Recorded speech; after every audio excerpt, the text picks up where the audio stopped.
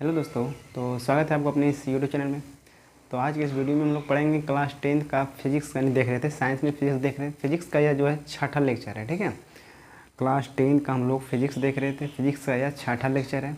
जो पिछले वीडियो नहीं देखे हैं तो जाकर प्लेलिस्ट में देख लीजिएगा, सबका प्लेलिस्ट बना दिए हैं। तो टोटल आने की ऑब्जेक्टिव भी कुछ करवा दिए हैं और सब्जेक्टिव तो चलिए रहा है। तो यह लेक्चर छठा है, 5वां लेक्चर तो देख लीजिएगा जाके, उसके बाद ही छठा लेक्चर देखिएगा। और चलिए आइए देखते हैं। आज हम लोग पढ़ेंगे प्रतिबिंब। क्या पढ़ेंगे? प्रतिबिंब यानी कि इमेज। प्रतिबिंब क्या होता है, कितने प्रकार के होते हैं, कितने टाइप्स के होते हैं, ठीक है। तो आइए देखिएगा, हम लोग प्रतिबिंब पढ़ेंगे। इमेज क्या है? प्रतिबिंब।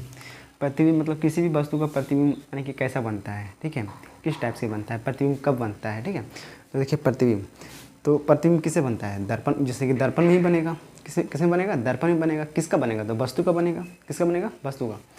तो अगर प्रतिबिंब का अगर परिभाषा कोई पूछे, डिफिनेशन पूछे, तो कैसे बताएंगे हम लोग? बोलेंगे कि जब किसी वस्तु से, जब कोई वस्तु से प्रकाश निकलता है, क्या करता है? प्रकाश निकलता है, तो किसी भी दर्पण पर क्या होता है? परावर्तन होता है, यानी कि रिफ्लेक्ट होता है। तो जब किसी वस्तु से प्रकाश निकलता है और दर्पण से परावर्तन के बाद जिस बिंदु पर कटती है या कटती हुई मालूम पड़ती है, वहीं पे क्या होता है? प्रतिबिंब बनता है। उसी को हम लोग क्या बोलते हैं? प्रतिबिंब बोलते हैं। देखिएगा यहाँ पे लिखा हुआ है, बहुत बढ़िया से लिख दिए हैं कि वस्तु से निकलने वाली प्रकाश की किरणें। क्या लिखे हैं? वस्तु से निकलने वाली, देखिएगा, वस्तु से निकलने वाली प्रकाश की किरणें। कोई वस्तु हो, सही वस्तु से अपना प्रकाश निकलता है, तो वस्तु से निकलने वाली प्रकाश की किरणें दर्पण से परावर्तन के बाद जिस बिंदु पर कटती है या कटती हुई मालूम पड़ती है, उसे हम लोग क्या कहते हैं? प्रतिबिंब कहते हैं। क्या कहते हैं? प्रतिबिंब कहते हैं। अब यहाँ बात आता है कि प्रतिबिंब कितने प्रकार के होते हैं। तो प्रतिबिंब दो टाइप्स के होते हैं, एक वास्तविक प्रतिबिंब और एक काल्पनिक प्रतिबिंब। क्या होता है? वास्तविक मतलब रियल इमेज और काल्पनिक मतलब वर्चुअल इमेज, ठीक है। देखिए, वास्तविक प्रतिबिंब रियल इमेज और काल्पनिक प्रतिबिंब वर्चुअल इमेज, ठीक है। अब बारी बारी से पढ़ेंगे वास्तविक प्रतिबिंब क्या है और जो है कि कैसा प्रतिबिंब बनता है, काल्पनिक प्रतिबिंब क्या है और कैसा प्रतिबिंब बनता है, ठीक है। आइए पहला पॉइंट पढ़ेंगे हम लोग, वास्तविक प्रतिबिंब। तो नाम से ही पता चल रहा है वास्तविक है, ये क्या है? रियल है, मतलब रियल में कटती हुई पता चलेगा कि ये वास्तविक प्रतिबिंब है। इसको हम लोग परिभाषा के रूप में या डिफिनेशन के रूप में कैसे बोल सकते हैं कि जब किसी वस्तु से या जब किसी पदार्थ से यानी प्रकाश की किरण निकलती है, तो दर्पण से परावर्तन के बाद जिस बिंदु पर कटेगा ना, तो वास्तविक रूप से कटती हुई मालूम पड़ती है, ठीक है। वास्तविक रूप से कटती है, उसी को हम क्या बोलते हैं? वास्तविक प्रतिबिंब बोलते हैं। देखिएगा, वस्तु से निकलने वाली प्रकाश की किरणें, दर्पण से परावर्तन के बाद जिस बिंदु पर वास्तविक क्या कहते हैं? जिस बिंदु पर वास्तविक रूप से कटती है, उसे हम लोग क्या कहते हैं? वास्तविक प्रतिबिंब कहते हैं। देखिएगा, इसमें दो पॉइंट याद रखिएगा कि वास्तविक प्रतिबिंब हमेशा दर्पण कहाँ बनता है? वास्तविक प्रतिबिंब हमेशा दर्पण के सामने उल्टा बनता है। ऑब्जेक्टिव में पूछ सकता है, याद रखिएगा कि वास्तविक प्रतिबिंब हमेशा दर्पण के सामने बनता है। कैसा बनता है? सामने और उल्टा बनता है। तो वास्तविक प्रतिबिंब हमेशा दर्पण के सामने और उल्टा बनता है। वास्तविक प्रतिबिंब दर्पण के सामने और कैसा बनता है? उल्टा बनता है। अगला पॉइंट याद रखिए, इसे हम लोग पर्दा पे प्राप्त कर सकते हैं। क्या कर सकते हैं? वास्तविक है तभी तो इसको पर्दा प्राप्त करेंगे, देखेंगे पर्दा पे लाके। वास्तविक प्रतिबिंब दर्पण के सामने और उल्टा बनता है, इसे हम लोग पर्दा पे प्राप्त कर सकते हैं। बस दो पॉइंट याद रखिएगा। अगला पॉइंट है, पहला प्रतिबिंब पढ़ लेंगे वास्तविक प्रतिबिंब, दूसरा क्या है? काल्पनिक प्रतिबिंब। क्या है? काल्पनिक प्रतिबिंब, वर्चुअल इमेज। तो इसमें क्या है? काल्पनिक है, ठीक है। वास्तविक रूप से नहीं कटेगा, एक काल्पनिक कटेगा, समझ रहे ना? काल्पनिक दर्पण के पीछे। तो किसी भी वस्तु से या किसी भी पदार्थ से, किसी भी वस्तु से प्रकाश की किरण निकलती है, तो दर्पण से परावर्तन के बाद जिस बिंदु पर मतलब काल्पनिक रूप से कटती है। क्या करती है? काल्पनिक रूप से कटती है। देखिएगा, वस्तु से निकलने वाली प्रकाश की किरणें दर्पण से परावर्तन के बाद जिस बिंदु पर काल्पनिक रूप से कटती है, उसको हम लोग क्या बोलते हैं? काल्पनिक प्रतिबिंब कहते हैं। क्या कहते हैं? काल्पनिक प्रतिबिंब कहते हैं। देखिएगा, ये हमेशा क्या बनेगा? दर्पण के पीछे बनता है। काल्पनिक प्रतिबिंब हमेशा दर्पण के पीछे बनता है। वास्तविक प्रतिबिंब हमेशा दर्पण के सामने बनता है। और कैसे बनता है? उल्टा बनता है। और ये जो है कि सीधा बनेगा। क्या बनेगा? इसे हम लोग पर्दा पे प्राप्त नहीं कर सकते हैं। किसको? काल्पनिक को। ये हमेशा दर्पण के पीछे और सीधा बनता है, इसे हम लोग पर्दा प्राप्त नहीं कर सकते हैं, लेकिन वास्तविक प्रतिबिंब को पर्दा पे प्राप्त कर सकते हैं।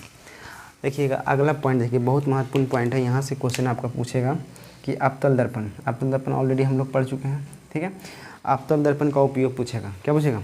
अवतल दर्पण का उपयोग कहाँ कहाँ होता है, ठीक है, याद रखिएगा। पूछेगा कि अवतल दर्पण का उपयोग लिखें, अवतल दर्पण के उपयोग को लिखें, या 2 यानी कि अवतल दर्पण के उपयोग को 2 को लिखे, चाहे 5 को, जो बोलेगा सीधा लिखना है। 2 नंबर में रहेगा तो आपको 2-3 को दे देना है। देखिए पहला अवतल दर्पण का उपयोग सोलर कुकर के रूप में करते हैं। अवतल दर्पण का उपयोग अगर पहला बताना है सोलर कुकर के रूप में। क्या बताना है? सोलर कुकर के रूप में। इसमें देखिए सोलर कुकर को मतलब होता क्या है, जैसे हम लोग खाना बनाते हैं ना, घर में कुकर में बनाते हैं ना, क्या बनाते हैं? कुकर में बनाते हैं। तो हम देखते हैं मतलब चावल अगर हम कोई तसला वगैरह में बनाते हैं तो थोड़ा लेट से बनता है, लेकिन कुकर में बनाते हैं तो जल्दी बन जाता है। क्यों? कभी सोचे हैं क्यों बन जाता है? क्योंकि होता क्या है ना, जब हीट देते हैं, मतलब जब हम लोग गैस उस पर चढ़ाते हैं कुकर को बंद करके, वो जो सीटी होता है, तो जब हम धीरे धीरे हीट करते हैं उसको, तो बहुत जल्दी मतलब क्या होता है ना, वो जो सीटी रहता है उसका ढका हुआ रहता है, उससे उसका वाष्प बाहर निकलने नहीं देता है। वो क्या होता है, उसका एक बिंदु पे आके क्या होता है, जमा हो जाता है, जिससे क्या है कि हम लोग का चावल या जो भी कुछ बनाते हैं जल्दी बन जाता है। देखिए इसको हम लिखे हैं कि जब सूर्य की प्रकाश की किरणें अवतल दर्पण पर आपतित होती हैं, जब सूर्य की प्रकाश की किरणें अवतल दर्पण पर आपतित होती है तो दर्पण से परावर्तन के बाद एक बिंदु पर क्या हो जाती है, जमा हो जाती है। जैसे कुकर में एक बिंदु पर वो जो सीटी रहता है वहाँ पे आके क्या होती है, जमा हो जाती है। और ऊष्मा विकिरण के कारण, किसी कारण से, ये वाला याद रखिएगा, ऊष्मा विकिरण के कारण जो है कि उस बिंदु पर ताप क्या होता है, टेम्परेचर बढ़ जाता है। फिर से देखिए, जब हम लोग कुकर को चढ़ाते हैं गैस पे, खाना जल्दी बन जाता है। क्या होता है, जल्दी बन जाता है। क्यों बन जाता है? गैस पे वहाँ पे मतलब चढ़ा दिए, जितना जल्दी उसको गर्म हो गया, वो गर्म होने के बाद जो है कि सीटी है ना, वो जो सीटी रहता है ऊपर से, वहाँ पे जाए यानी कि वहाँ पे वो ढका हुआ रहता है, उसे बाहर निकलने नहीं देता है। सीधी सी बात है, बड़े से लगा हुआ रहता है, तो उससे क्या होता है, टेम्परेचर बढ़ जाता है। जितना जल्दी बढ़ता है और बाहर निकलने नहीं देता, उतना जल्दी खाना बन जाता है। उसी प्रकार से ऊष्मा विकिरण के कारण जो है कि उस बिंदु पर टेम्परेचर यानी ताप बढ़ जाता है। इस ताप को हम लोग, इस ताप पर जो है कि रसोई मतलब समझ रहे हैं ना, रसोई मतलब जो घर का खाना बनाते हैं, रसोई बनता है। इसलिए अवतल दर्पण का उपयोग हम लोग सोलर कुकर के रूप में किया जाता है। ठीक है, तो आपका ये मतलब जानकारी के लिए लिख दिए हैं। मेन क्या है, सोलर कुकर के रूप में करते हैं, इतना याद रखना है। विस्तृत रूप से अगर बताना हो तो ये वाला लिख लीजिएगा। ठीक है, लिखना तो पड़ेगा ही। नंबर 2 देखिएगा, डॉक्टर के द्वारा नाक, कान, गला इत्यादि देखने में। डॉक्टर जो है ना, नाक देखेगा, कान देखेगा, गला इत्यादि जितना भी देखता है सब अवतल दर्पण में ही देखता है। तीसरा नंबर है मोटर कार के हेडलाइट और सर्च लाइट में।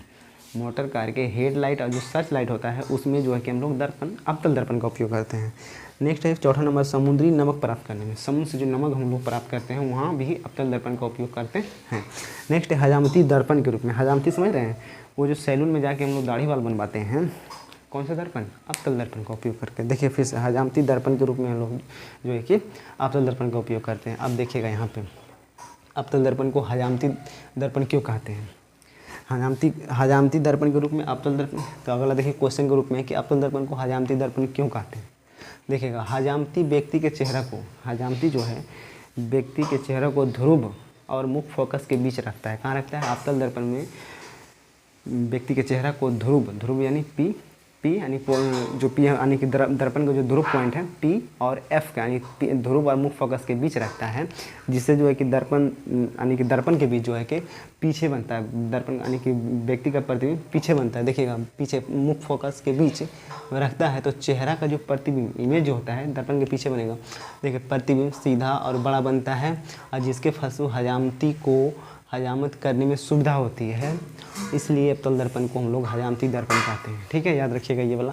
अब देखिए अगला है उत्तल दर्पण के विस्तृत क्षेत्र से आप क्या समझते हैं। उत्तल दर्पण के विस्तृत क्षेत्र मतलब क्या समझें, मतलब बहुत बड़ा क्षेत्र है, मतलब बहुत बड़ा क्षेत्र है और उसका इमेज जो है ना, उसका प्रतिबिंब हम लोग एक बहुत छोटा सा क्षेत्र में देख लेते हैं। किसमें, उत्तल दर्पण के द्वारा। यही है कि उत्तल दर्पण के विस्तृत क्षेत्र से आप क्या समझते हैं। यहाँ देखिए डायग्राम में बताया गया है। मान लेते हैं कि ये पूरा मतलब कोई विस्तृत क्षेत्र है, मेरा इमेज मानी कि मेरा यहाँ पे आँख है, यानी क्या यहाँ पे आँख है, किसी का भी आँख हो, कोई देख रहा है, तो पूरा इमेज ना देखने में इसको बहुत छोटा, मतलब बहुत छोटा सा एरिया में जो है कि पूरा इमेज को जो कि क्या करेगा, ये देख लेगा। ये है कि उत्तल दर्पण में विस्तृत क्षेत्र, विस्तृत मतलब बहुत बड़ा क्षेत्र, मतलब एरिया से आप क्या समझते हैं। तो उत्तल दर्पण में विस्तृत क्षेत्र का प्रतिबिंब दर्पण के बहुत छोटा क्षेत्र में, बहुत छोटा सा भाग में जो है कि क्षेत्र में सीधा बनता है, सीधा और स्पष्ट दिखता है, बनता है, इसलिए इसे जो है कि उत्तल दर्पण का विस्तृत क्षेत्र कहते हैं। फिर से उत्तल दर्पण का विस्तृत क्षेत्र क्या समझते हैं। उत्तल दर्पण के विस्तृत क्षेत्र से आप क्या समझते हैं। अरे उत्तल दर्पण मतलब उत्तल दर्पण समझ ही रहे हैं, और विस्तृत मतलब बड़ा, क्षेत्र मतलब एरिया। तो उत्तल दर्पण के विस्तृत क्षेत्र से आप क्या समझते हैं। तो उत्तल दर्पण में जो है ना, बहुत बड़ा विस्तृत क्षेत्र का जो प्रतिबिंब बहुत छोटा क्षेत्र में स्पष्ट और सीधा बनता है, इसलिए उत्तल दर्पण का हम लोग विस्तृत क्षेत्र कहते हैं। अब यहाँ आता है कि अवतल दर्पण का उपयोग पढ़ें, तो उत्तल दर्पण का उपयोग भी पढ़ना पड़ेगा। तो देखिएगा उत्तल दर्पण का उपयोग क्या है। पहला है मोटर कार के हेडलाइट और सर्च लाइट में नहीं, यह है साइड मिरर के रूप में। हेडलाइट और सर्च लाइट बोलेगा तो अवतल दर्पण जाएगा। यह है मोटर कार के साइड मिरर में, क्या साइड मिरर में, गलियों में प्रकाश फैलाने में, गलियों में प्रकाश फैलाने में। तीसरा है तस्वीर को छोटा करने में, अभी बताए थे विस्तृत क्षेत्र को, मतलब बहुत बड़ा क्षेत्र है उसको छोटा क्षेत्र में देखना है तो उत्तल दर्पण, विस्तृत क्षेत्र को छोटा क्षेत्र में, तस्वीर को छोटा करने में, अक्षरों को छोटा करने में, सीधी सी बात है कोई भी अक्षर बड़ा है उसको छोटा करने में उत्तल दर्पण। अगला पॉइंट है हम लोग का आवर्धन, बहुत बढ़िया पॉइंट है ये आवर्धन, मैग्नीफिकेशन। आवर्धन क्या है, तो प्रतिबिंब का ऊंचाई और वस्तु की ऊंचाई के अनुपात को हम लोग आवर्धन कहते हैं। मतलब प्रतिबिंब का ऊंचाई ऊपर में रहेगा, वस्तु की ऊंचाई नीचे में रहेगा, इसी को हम लोग क्या बोलेंगे, क्या बोलेंगे, आवर्धन बोलेंगे। क्या बोलेंगे, आवर्धन बोलेंगे। सीधी सी बात है, आवर्धन क्या है, तो प्रतिबिंब की ऊंचाई और वस्तु की ऊंचाई के अनुपात को हम लोग आवर्धन कहते हैं। आवर्धन को छोटी m से सूचित करते हैं। प्रतिबिंब की ऊंचाई और वस्तु की ऊंचाई के अनुपात को आवर्धन कहते हैं। इसे m द्वारा सूचित किया जाता है या करते हैं। आवर्धन का मात्रक नहीं होता है। क्यों होगा मात्रक, आवर्धन बराबर होता है प्रतिबिंब की ऊंचाई बटा वस्तु की ऊंचाई। मान लेते हैं प्रतिबिंब का ऊंचाई मान लेते हैं कितना मानते हैं, मान लेते हैं 150 सेंटीमीटर है। अब वस्तु की ऊंचाई भी कुछ तो होबे करेगा, ये भी सेंटीमीटर में होगा, तो सेंटीमीटर सेंटीमीटर कट जाएगा, कुछ आएगा, कुछ नहीं आएगा। इसलिए आवर्धन का मात्रक जो है कि आवर्धन का मात्रक नहीं होता है, सीधी सी बात है। तो आवर्धन प्रतिबिंब की ऊंचाई बटा में वस्तु की ऊंचाई, आवर्धन को m से, अब प्रतिबिंब की ऊंचाई दे दिए h2, अब वस्तु की ऊंचाई h1। ओके, तो आवर्धन बराबर क्या हुआ, h2 बटा h1। तो आज का वीडियो बस इतना ही रहेगा और नेक्स्ट वीडियो फिर आएगा, तो आप शुरू से देख लीजिएगा। जो शुरू से लेके एक लेक्चर से लेके 5 तक नहीं देखे, पहले उसको देख लीजिए, उसके बाद ही छठा लेक्चर देखिएगा, ठीक है। अब बढ़िया से नोट्स बनाते चलिए जी, ठीक है। नोट्स नहीं बनाएगा तो कोई फ़ायदा नहीं, ऐसे देखने से कुछ नहीं होगा, और उसको बाद याद करिए। चलिए मिलते हैं नेक्स्ट वीडियो, तब तक के लिए धन्यवाद।